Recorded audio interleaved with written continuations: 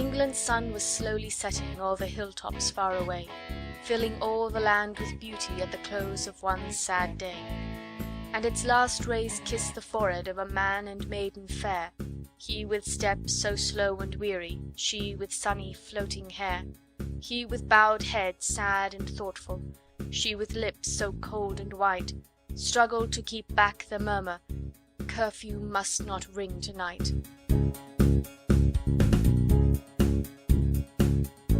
Sexton, Bessie's white lips faltered, pointing to the prison old, with its walls so tall and gloomy, moss-grown walls, dark, damp, and cold.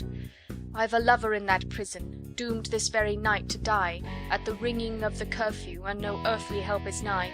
Cromwell will not come till sunset," and her lips grew strangely white, as she spoke in husky whispers, "Curfew must not ring to-night."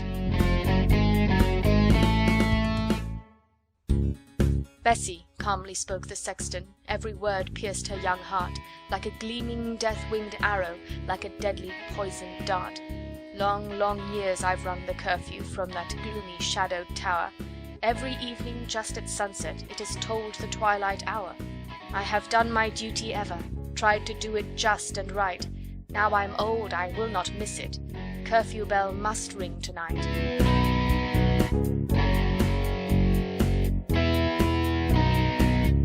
Wild her eyes and pale her features, stern and white her thoughtful brow, and within her heart's deep centre Bessie made a solemn vow. She had listened while the judges read, without a tear or sigh, "At the ringing of the curfew Basil Underwood must die." And her breath came fast and faster, and her eyes grew large and bright. One low murmur, faintly spoken, "Curfew must not ring to-night."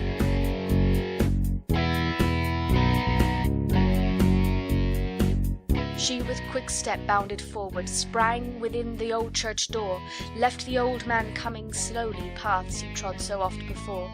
Not one moment paused the maiden, but with cheek and brow aglow staggered up the gloomy tower, where the bell swung to and fro.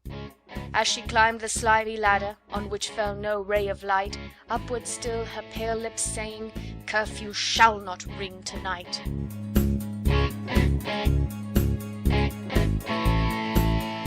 She has reached the topmost ladder, o'er her hangs the great dark bell. Awful is the gloom beneath her, like the pathway down to hell.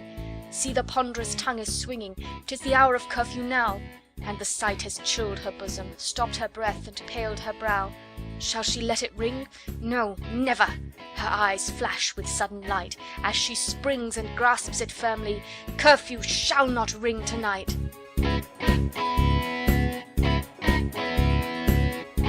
Out she swung, far out, the city seemed a speck of light below, there 'twixt heaven and earth suspended, as the bells swung to and fro. And the sexton at the bell rope, old and deaf, heard not the bell, sadly thought the twilight curfew rang young Basil's funeral knell. Still the maiden clinging firmly, quivering lip and fair face white, stilled her frightened heart's wild beating, "Curfew shall not ring to-night." It was o'er, the bell ceased swaying, and the maiden stepped once more firmly on the damp old ladder where for 100 years before human foot had not been planted. The brave deed that she had done should be told long ages after, as the rays of setting sun light the sky with golden beauty. Aged sires with heads of white tell the children why the curfew did not ring that one sad night.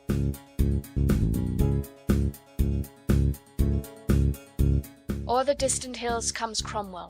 Bessie sees him, and her brow, lately white with sickening horror, has no anxious traces now.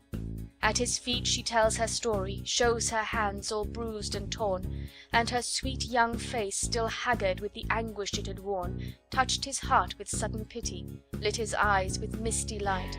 "Go, your lover lives," cried Cromwell. "Curfew shall not ring to-night."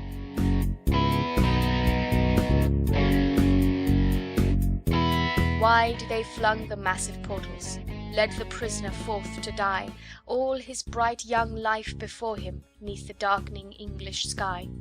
Bessie came with flying footsteps, eyes aglow with love-light sweet, kneeling on the turf beside him, laid his pardon at his feet.